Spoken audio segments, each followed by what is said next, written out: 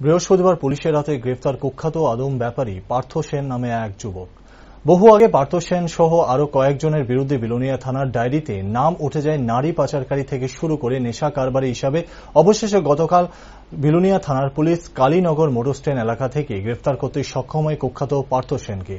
বাড়ি ঋষ্যমুখ ব্লকের রামনগর এলাকা। ঋষ্যমুখ ব্লক জুড়ে এপার ওপার নারী পাচারকারী ও ব্ল্যাকার হিসাবে পরিচিত পার্থ সেন। সাথে ছিলেন ২৭ বছরের বাংলাদেশি এক মহিলা। অবৈধভাবে ভারতে অনুপ্রবেশের দায়ে পুলিশ গ্রেফতার করে নিয়ে আসে থানাতে।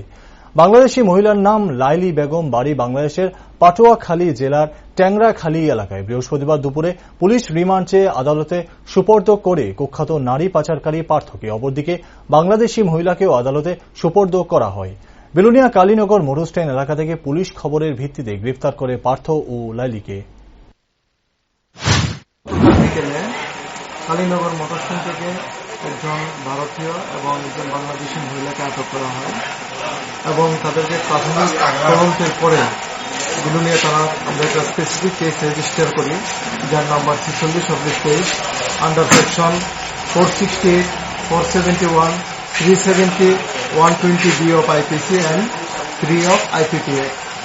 তাদেরকে এই দুজনকে আমরা এই কেস কানেকশনে অ্যারেস্ট করি এবং আজকে তাদেরকে পুলিশ রিমান্ড চেয়ে তাদের সঙ্গে আর কে কে জড়িত আছে, অন্যান্য ইনভলভমেন্ট কিছু আছে কিনা, তার জন্য আজকে পুলিশ রিমান্ড চেয়ে আদালতে প্রেরণ করছি।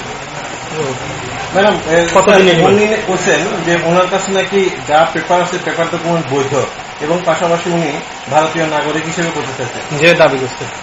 না, আমাদের ইন্টারোগেশনে বলেছে ওর বাড়ি বাংলাদেশ ট্যাংরাখালীতে এবং বরিশাল ডিস্ট্রিক্টের। আবার ওনার নাকি ইন্ডিয়ান আধার কার্ডও আছে। এগুলো আমরা ভেরিফাই করে দেখছি অ্যাকচুয়ালি এগুলো জেনুইন কিনা। কদিনের রিমান্ড চেয়েছেন?